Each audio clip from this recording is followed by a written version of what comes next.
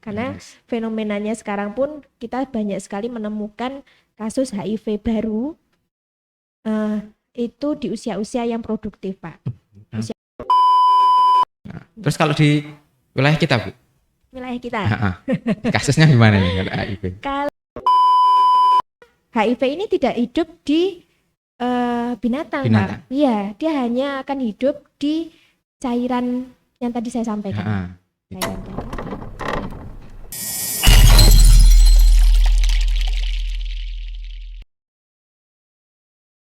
Kali ini kembali lagi bersama Bu Triana. Nah, sudah 2 kali nih Bu di sini. Sudah 2 kali, alhamdulillah. Kemarin bahas Omikron. Oke. Sekarang HIV/AIDS. Oke, Bu Triana, Kepala Puskesmas Kecamatan Panjen Kidul. Nah, memang kalau hari Selasa ini memang khusus untuk kesehatan, Bu. Oke. Alhamdulillah tema kali ini adalah HIV/AIDS. Mungkin langsung saja nggih saya tanya. Kadang orang itu tidak ngerti bedanya HIV dengan AIDS. Nah, itu kan berbeda nggih. Ini boleh dijelaskan Bu Tri? Kalau HIV itu singkatan dari Human Immunodeficiency Virus. Ya. Jadi penyakit HIV ini disebabkan oleh virus. Ya. Nah, kalau perjalanan penyakitnya ini sampai ke stadium yang lanjut sehingga menimbulkan banyak gejala. Nah, itulah masuk yang namanya ke stadium namanya AIDS. Acute immunodeficiency, hanya acute, immunodeficiency, S-nya sindrom. Jadi nanti pada saat masuk ke stadium yang akhir atau stadium yang namanya AIDS, itu nanti banyak sekali gejala yang muncul. Nah, HIV ini kalau dari awal itu tidak ada muncul gejala, Pak. Nggak kelihatan. Bisa jadi kayak kita berdua ini seger gitu, Cuman di dalam tubuh kita sudah ada virusnya. Ada virus HIV-nya. Nah, kalau tidak ditangani dengan baik, nanti berjalannya waktu sekitar 5 sampai dengan 10 tahun bisa jadi sampai jadi ke AIDS. Berarti HIV itu virusnya. Terus kalau AIDS itu penyakitnya ke stadium yang sudah lanjut. Berarti kalau orang baru kena itu namanya infeksi HIV. Betul. Belum sampai ke AIDS. Betul.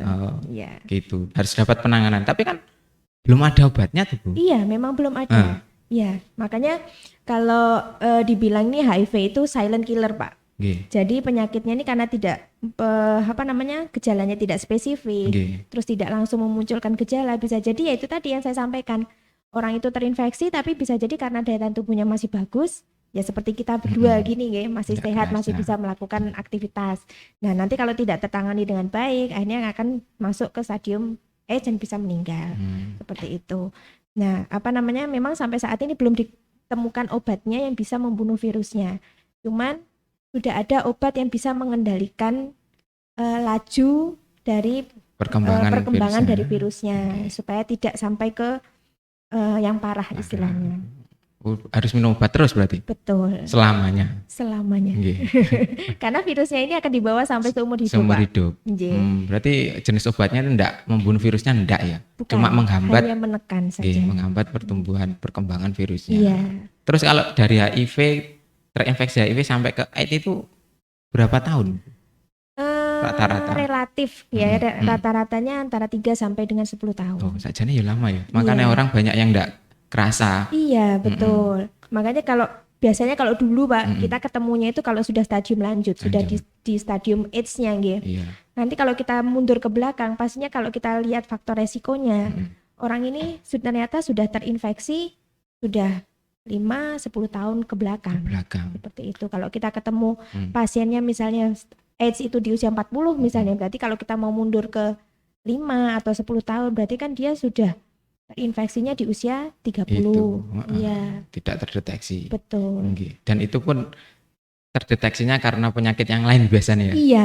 Dan yang paling sering kita ketemu itu namanya IO atau infeksi oportunistik atau infeksi penyerta namanya.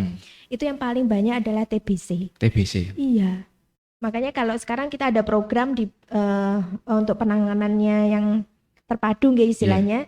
Semua pasien TBC itu harus diperiksa HIV-nya. HIV. Betul. Begitu juga sebaliknya. Kalau misalnya kita ketemu pasien HIV, berarti kita harus juga memeriksa TBC-nya. Ya, karena IO-nya paling banyak itu TBC. Iya. Mirip-mirip Bang ya. Iya, jadi orang ini bisa jadi meninggal, orang dengan HIV AIDS ini meninggalnya itu bukan karena HIV-nya, Pak. Iya, jadi dia meninggal karena penyakit penyertanya. Iya, gitu. Karena HIV itu yang diserang sistem kekebalan tubuhnya. Iya. Sel darah putih. Iya. Ya gitu, karena penyakit yang diserang sistem kekebalannya. Nah, nanti kalau kena penyakit lain ya. Iya, otomatis ini nggih, pertahanan tubuh kita kan turun nggih. Itu pun enggak satu penyakit semua ya berarti ya. Gampang sakit. Biasanya yang sering kita ketemukan tuh orangnya misalnya sakit demam gitu aja nggih. Kalau orang normal tanpa HIV mungkin 3 hari, 4 hari, 5 hari sudah sembuh. Kan. Kalau ini enggak, dia demamnya bisa berminggu-minggu, bisa berbulan-bulan, atau diare. Dia diare itu bisa sampai berbulan-bulan, Pak. Nah, kalau enggak biasanya yang sering kita temukan itu sariawan, atau kalau kita ini biasanya penyebabnya jamur yang paling banyak, atau kandidiasis oral kalau medisnya ya. Itu sampai lama dia sampai nggak bisa nelan, nggak bisa makan juga susah kayak gitu. Begitu diperiksa ternyata HIV-nya positif. Penularannya lewat mana itu, Bu? Nah, ini yang paling perlu nggih. Penularan itu adalah melalui media cairan. Kalau paling banyak itu cairan darah ya kalau cairan. Semua cairan apa? Ya, cairan. Jadi cairan darah, yang kedua cairan sperma atau vagina. Nah, makanya orang-orang yang paling beresiko untuk tertular itu adalah orang-orang yang melakukan perilaku beresiko. Nah, itu tadi cairan ya. Yang ada cairan lagi adalah ASI. ASI bisa? Bisa. Makanya selain ditularkan melalui perilaku yang beresiko, itu juga bisa ditularkan dari ibu ke anaknya pada saat proses kehamilan atau persalinan atau pada saat menyusui. Menyusui bisa? Bisa, karena tadi kan bisa menular melalui ASI. Oh. Ya. Lewat saluran pencernaan berarti kalau ASI? Di ASI-nya, Pak. Iya, kan ditelan. Iya, di ASI-nya, tapi HIV-nya itu ada di ASI. Ada di ASI. Jadi masuk ke saluran pencernaan, nanti kan setelah di pencernaan akan masuk ke saluran peredaran darah. Iya. Oh, gitu. Karo apa jenis? Ingus air liur gitu? Enggak ya? Enggak. Ada tapi sedikit sekali. Jumlahnya sangat sedikit. Yang paling banyak itu adalah di cairan darah, cairan tadi sperma atau vagina, kemudian di ASI. Iya. Gitu. Ya, makanya prosesnya kita juga untuk penanganannya, untuk pencegahannya salah satunya juga pada ibu hamil. Nah, salah satunya ibu hamil sudah kita screening, Pak. Kita screening dilakukan pemeriksaan HIV. Supaya harapannya kalau misalnya nanti kita ketemu ibu hamil dengan HIV, terutama di trimester pertama, harapannya kita si ibu ini tidak akan menularkan kepada bayinya. Enggak secara otomatis itu. Enggak secara otomatis. Misal ketika enggak, Pak. Enggak ya. Dia ada ibunya HIV tapi hamil. Terus nanti anaknya lahir. Nah, kalau tidak dilakukan penanganan dengan baik, nah itu tertularnya bisa lebih besar. Bisa. Tapi kalau bisa kita tangani dari awal, penularannya akan lebih kecil nanti. Jadi tidak serta-merta. Tidak. Kalau ibunya hamil HIV, nanti anaknya belum tentu ya. Yang penting ditangani dulu. Betul. Makanya kita harapannya kita bisa menemukan di screening ini tadi itu di trimester pertama, Pak. Karena peluangnya untuk nanti si bayi ini tertular kalau kita bisa menemukannya sangat-sangat dini, itu lebih kecil lagi nanti penularannya. Jadi kalau misalnya ditangani misalnya kita ketemu ibu hamil, kemudian di trimester pertama ini beliau ternyata HIV/AIDS-nya positif gitu ya, HIV-nya positif gitu ya. Nah, ini kalau dari trimester pertama ini kita sudah tangani, artinya si ibu bisa minum ARV-nya, misalnya obat antivirusnya, obat antivirusnya ya. Nah, ini penularannya ke bayi ini tinggal 1,5%, Pak. Itu dibandingkan kalau misalnya si ibu tidak ditangani, itu penularannya bisa sampai 30 atau 40% ke bayinya. Itu. Dan tertularnya melalui proses itu tadi. Selama proses kehamilan atau proses pada saat persalinan atau pada saat menyusui. Itu tadi. persalinan? Bisa, karena pada saat persalinan kan ada pembuluh darah yang terbuka, baik melalui misalnya operasi sesar atau persalinan normal. Nah, virusnya kan ikut keluar. Nah, nanti akan masuk ke bayinya. Iya. Oh. Tapi ada ya yang apa itu namanya istilahnya ibunya HIV terus hamil terus anaknya lahir sehat, enggak HIV, ada ya? Ada. Iya. Pernah ada. Sudah ada. Sudah ada. Ada kasusnya dulu tuh. Orang tuanya, jadi bapak dan ibunya ini sama-sama ODA atau orang dengan HIV positif. Iya. Nah, ini kalau secara idealnya tidak boleh punya anak, Pak. Karena kan kemungkinan besar akan menularkan ke anaknya kan, gitu ya. Cuman kan kita tidak bisa ini kan itu kan hak asasinya. Orang yang sudah menikah pasti pengen punya keturunan ya. Nah, itu akhirnya harus ditangani dengan baik. Jadi direncanakan kalau dia mau hamil. Nah, ternyata karena direncanakan dengan baik, begitu hamil, kemudian anaknya lahir dan kita ini juga si anak ini tangani dengan baik juga, ternyata tidak tertular. Bisa. Iya. Salah satunya itu tadi dengan kepatuhan orang tuanya untuk minum ARV. Iya. Kalau rata-rata yang terkena HIV itu pekerjaannya apa? Dari apa, maksudnya dari tertular dari mana? Sebenarnya apa masalah pekerjaan, apa ibu-ibu apa ya, Pak? Kalau pekerjaan itu kita tidak bisa ini kan karena sangat-sangat heterogen. Ya. Cuman kalau dari perilakunya, dari faktor resikonya, nah kebanyakan itu memang sekarang adalah kalau kita lihat dari data itu yang tertular itu melalui perilaku seksual heteroseksual namanya, Pak. Ya. Ini juga sudah mengarah lagi hetero itu berarti kan perilaku seksual antara perempuan dan laki-laki, bisa juga laki-laki dan laki-laki, Pak. Kalau orang bilang mungkin homoseksual gitu ya. Kalau kita menyebutnya ada juga istilahnya tuh LSL, laki-laki seks dengan laki-laki. Iya. Jadi ini tidak perlu dia jadi gay dulu atau dia jadi tapi memang ada beberapa orang itu punya kecenderungan istilahnya mau melakukan hubungan seksual dengan laki-laki gitu. Laki-laki sama laki-laki. Kalau yang narkoba kalau dulu memang banyak, Pak. Banyak. Ya, karena ada narkoba yang istilahnya menggunakan jarum suntik kan, jarum suntik yang tidak steril. Nah, itu di situ ada produk darah yang masih ini yang dipakai bergantian. Nah, itu salah satu juga proses penularan. Cuman yang sekarang untuk yang narkoba sudah banyak bisa dikendalikan, Pak. Artinya kita memberikan edukasi kepada para pengguna narkoba ini, terutama yang jarum suntik, itu harus menggunakan jarum suntik yang steril, tidak boleh bergantian seperti itu. Itu sekarang tapi sudah. Tapi ya, nggak usah wis narkoba. Iya, cuman kan susah, Pak ya. Kalau orang yang sudah ketergantungan tidak semudah misalnya sudah enggak boleh pakai gitu, enggak bisa, Pak. Susah, Pak. Karena memorinya dia itu sudah rusak. Kecanduan. Iya, sudah masuk ke kecanduan. Jadi untuk biar dia tidak pakai langsung itu enggak bisa. Direhabilitasi saja. Betul. Jadi salah satunya kalau kita mengendalikan untuk yang narkoba terutama yang jarum suntik, itu kita memberikan edukasinya menggunakan jarum suntik yang steril. Ya. Oh gitu.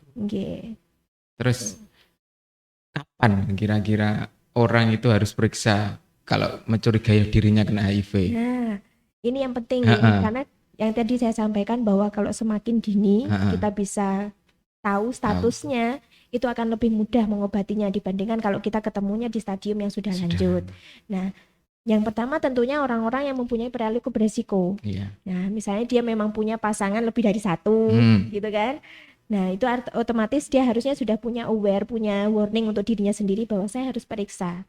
Karena kita tahu orang itu HIV atau tidak, itu hanya melalui pemeriksaan. Nah, pemeriksaan darah saja, tidak bisa misalnya pakai air liurnya, gitu kan belum bisa.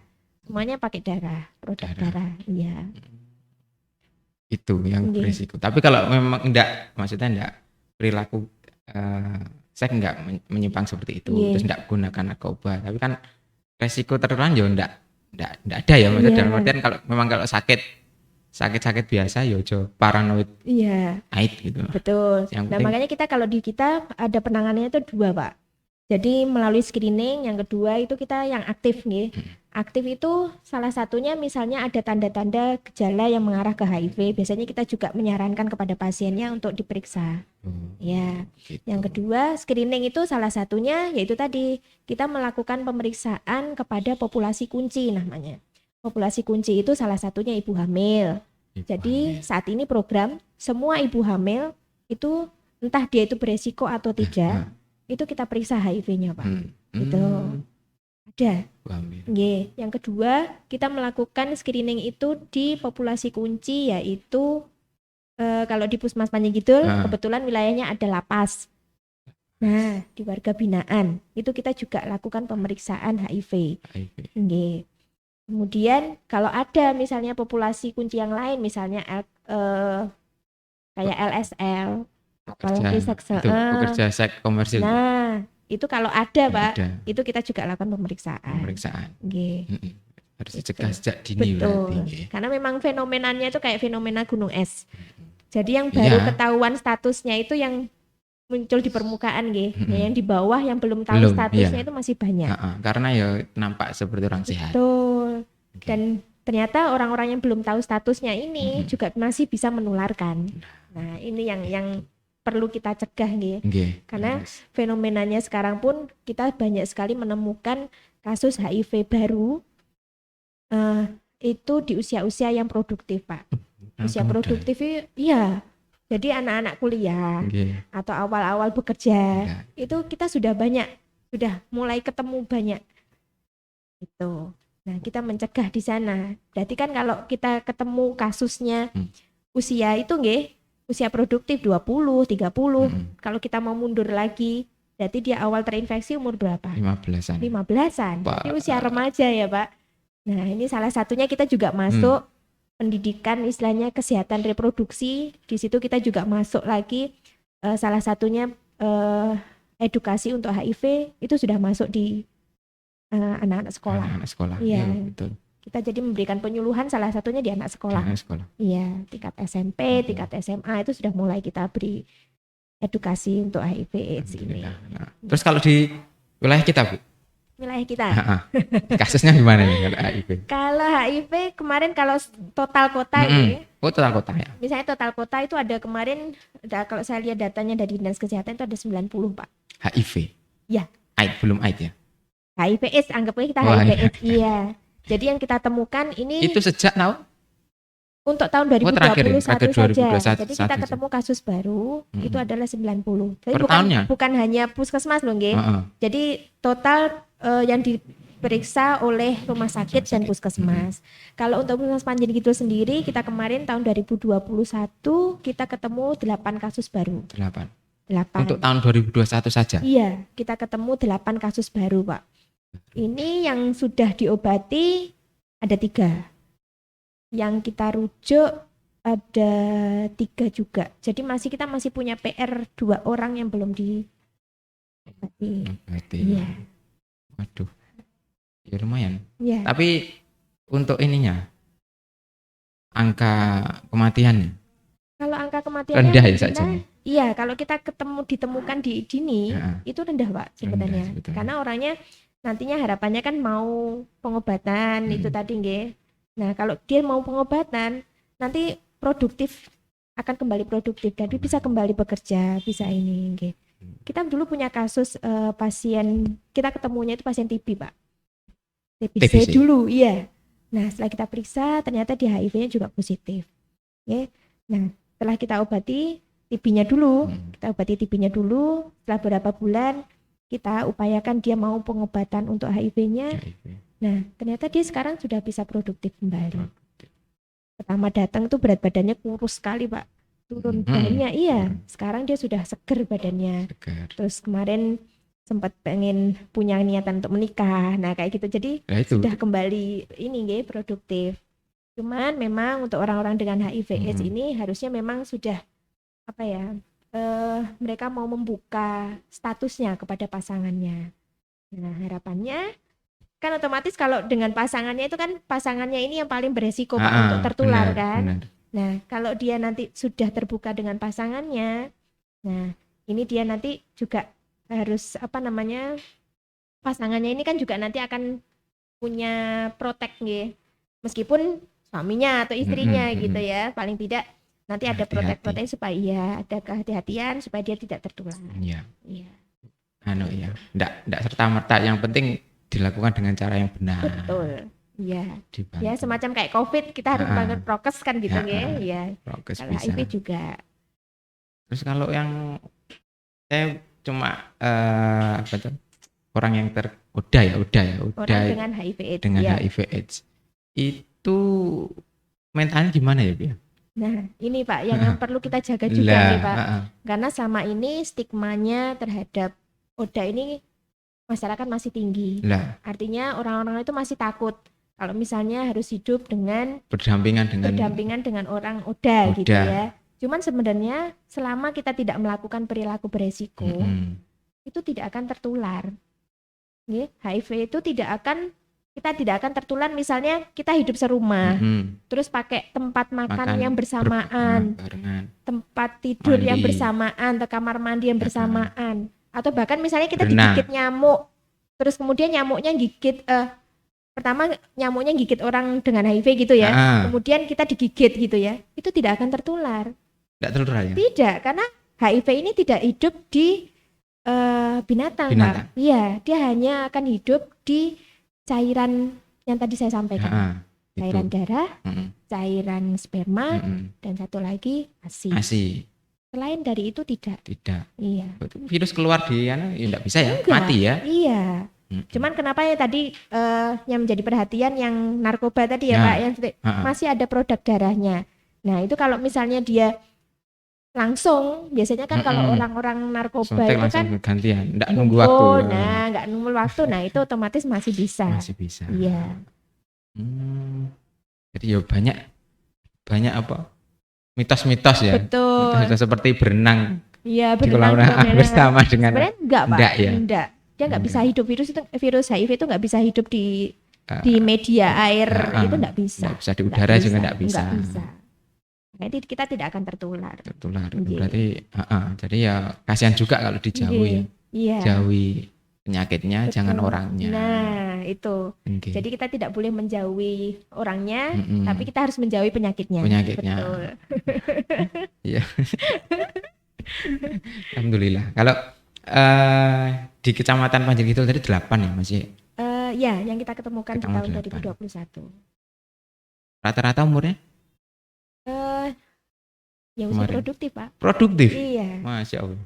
Ya. Memang ada beberapa yang di warga BPP Pak di lapas, karena kita kan memang ada pemeriksaan rutin ya di sana ada. Tapi selama diobati angka hidupnya panjang ya. Iya. Masih makanya bisa perlu ini Pak sebenarnya perlu dukungan juga. Dukungan. Nah dukungan itu tidak hanya dari keluarganya.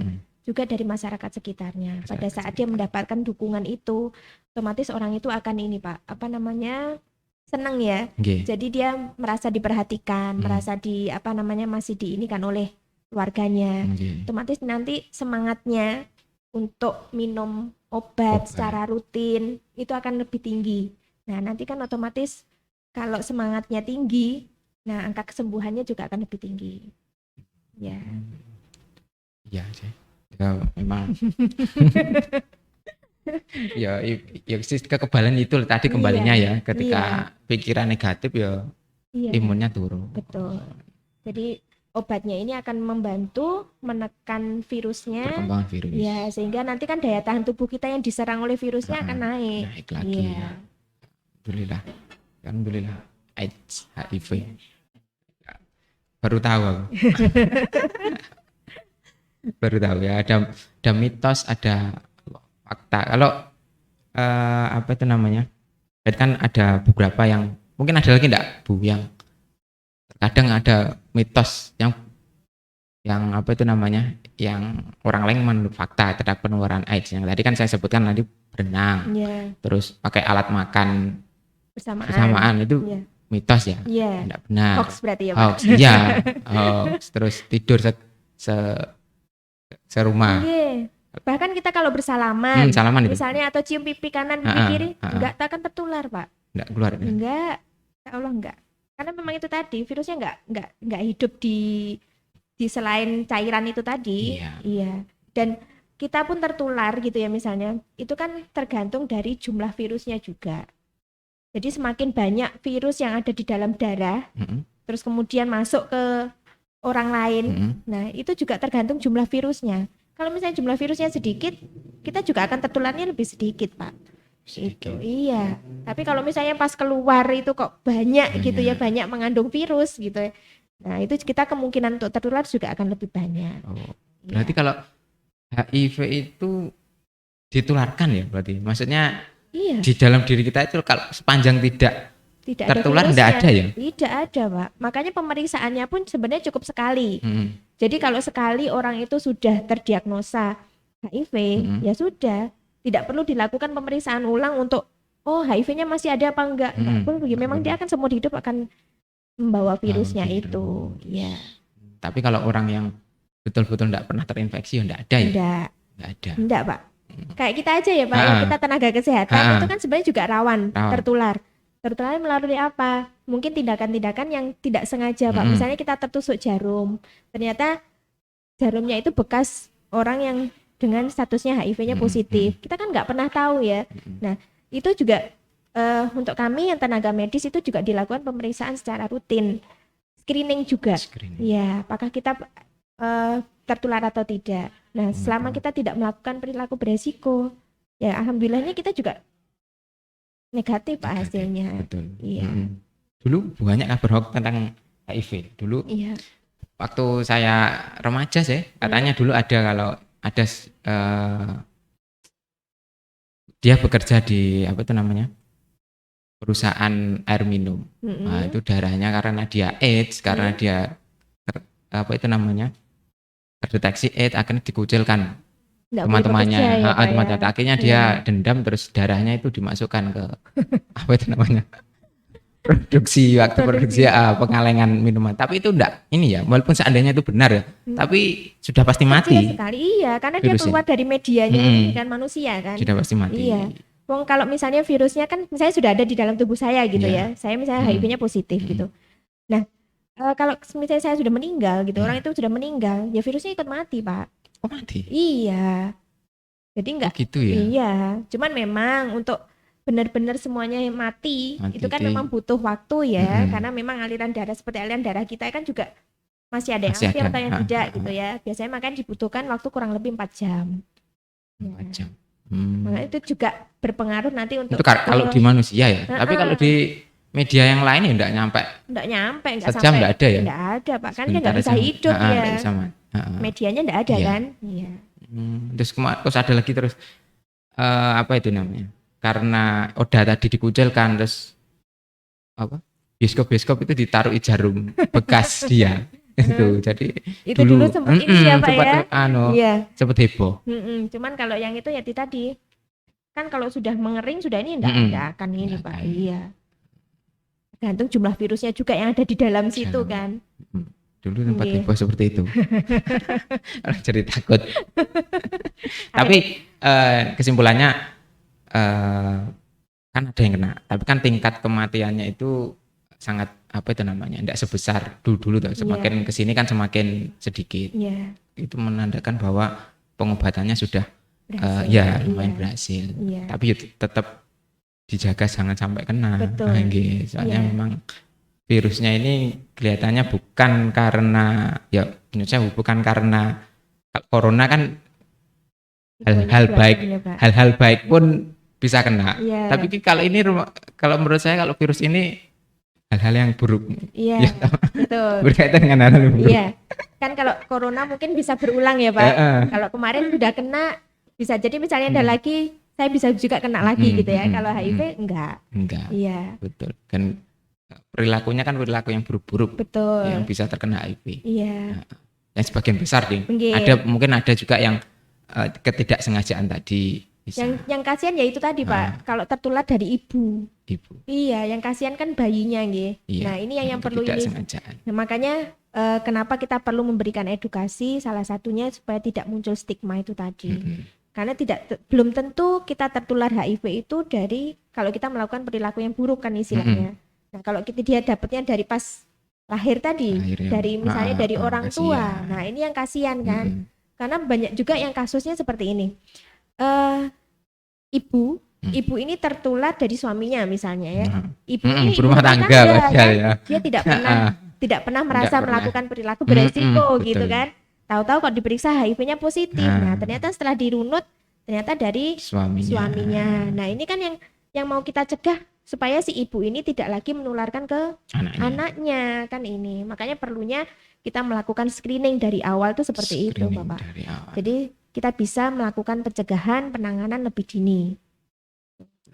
Iya. Karena kalau ditangani dengan baik ternyata ya itu tadi tidak sampai menularkan kepada yang kita mencegahnya tidak sampai tertular pada bayi-bayi ini. Iya, betul. Di samping itu ke remaja-remaja juga ya. Remaja-remaja juga perlu itu. Remaja ini pentingnya kan supaya mereka tidak melakukan ya istilahnya seksual dini ya, ya atau perilaku seksual yang dini, yang tidak sehat seperti itu.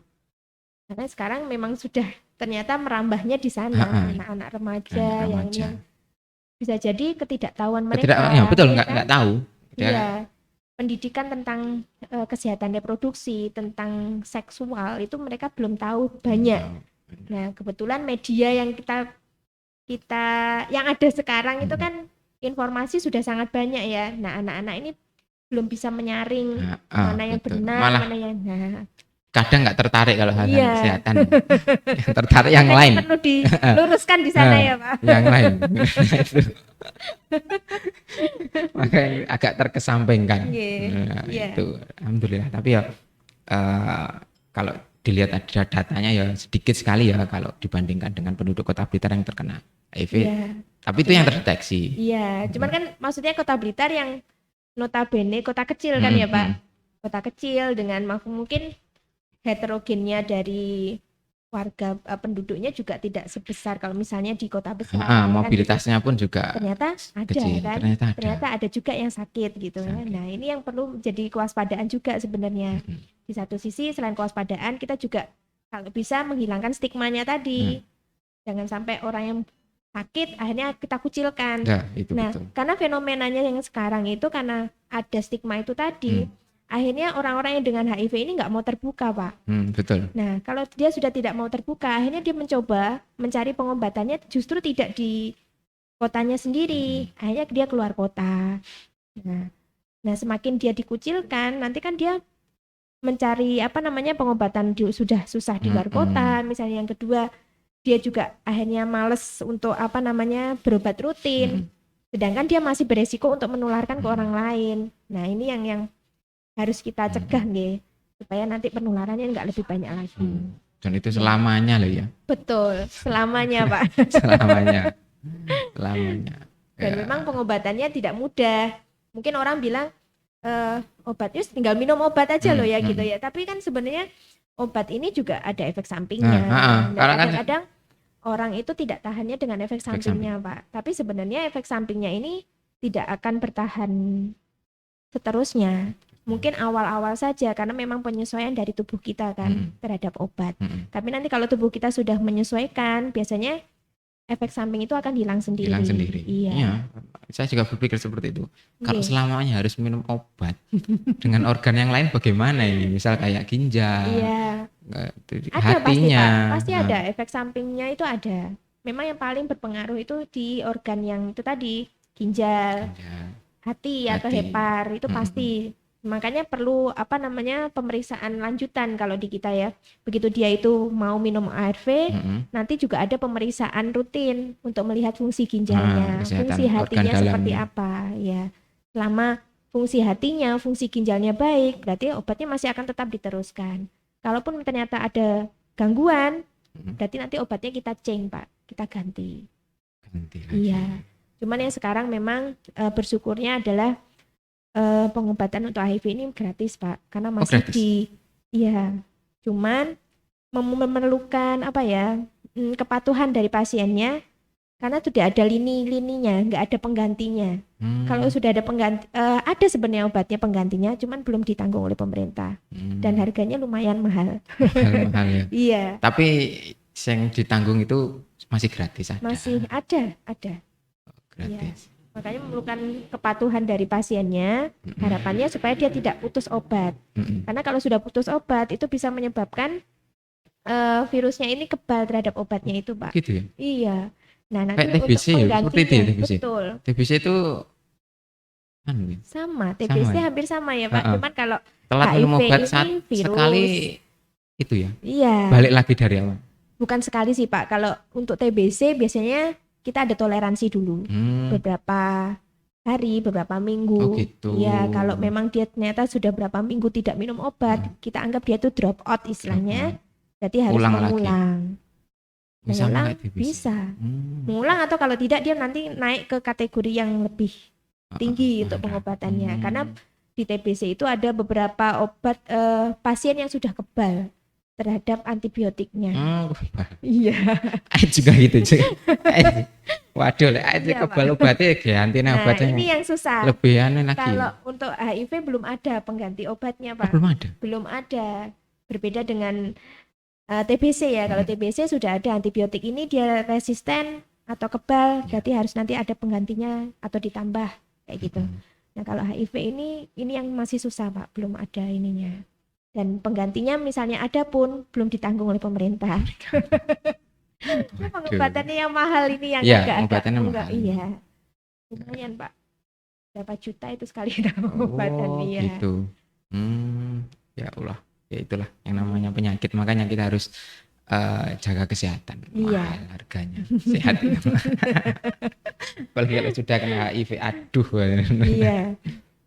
Alhamdulillah Bu Triana, cukup informatif ininya penyampaiannya. Yang jelas yang saya petik tadi ya beberapa ada terkait mitos tentang. Iya, yang perlu kita luruskan ya, Pak ya. Jadi orang-orang tidak lagi bukan menjadi momok atau terlalu takut dengan ODA. Betul. Dengan orang dengan HIV, justru malah dirangkul supaya dianya punya motivasi untuk pengobatan, kemudian supaya dia nanti juga bisa nanti produktif kembali dan tidak menularkan kepada orang lain. Iya, betul. Terus yang kedua, ternyata ya sudah merambah ke remaja. Iya.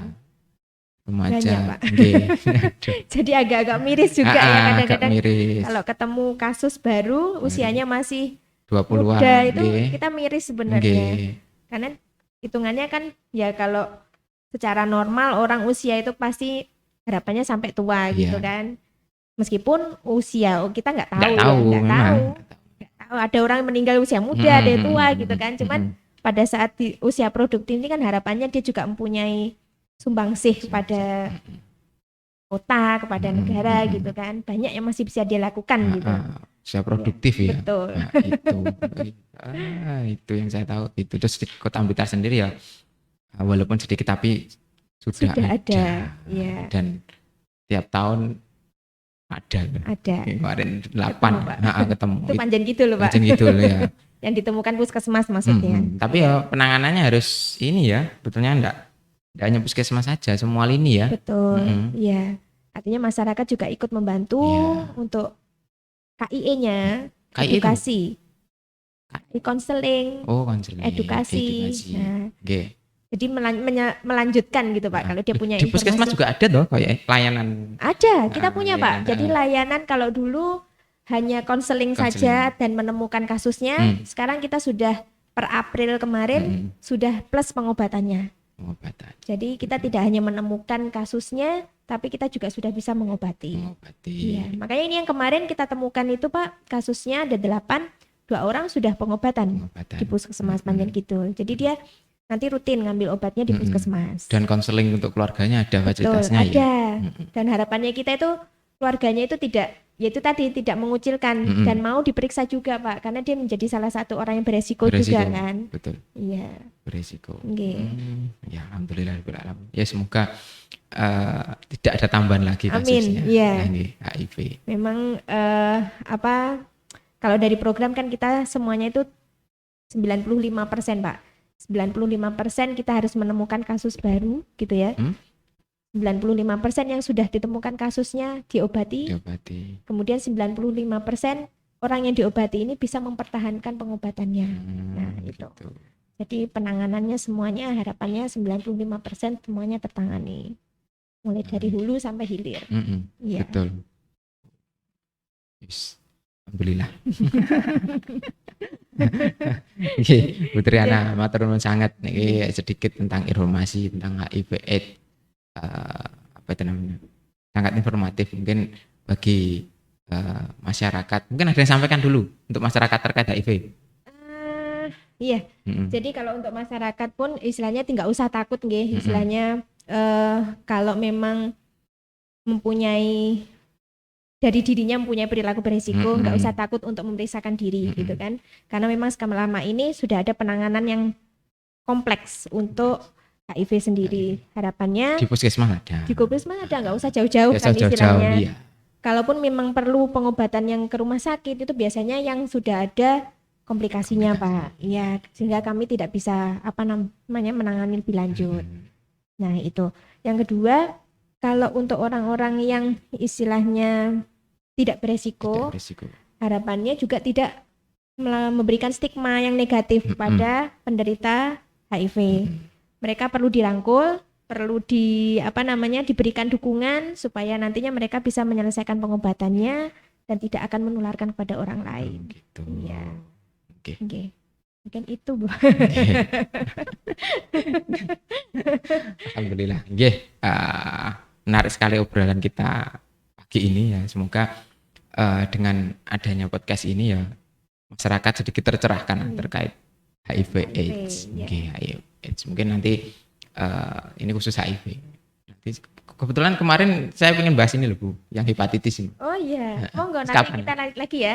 Ya. Yang itu kan itu kan lagi apa? Perlu ini juga ya penanganan istilahnya bukan penanganan ya, pencegahannya ya. Pencegahan terus deteksi dininya juga. Iya, sebenarnya PHBS Pak. PHBS ya. PHBS perilaku hidup bersih salah satunya cuci tangan. Nah, karena kalau hepatitis ini salah satunya penularan kan melalui fekal oral. Fekal oral itu artinya makan bersama, justru yang itu Pak. Oh gitu. Iya, pemakaian alat makan bersama. Kalau tidak bersih, kemudian tangan kita yang ini tidak bersih itu juga bisa. Nah, nanti kita itu ya Pak. Bahas lagi tentang hepatitis. Alhamdulillah, amin.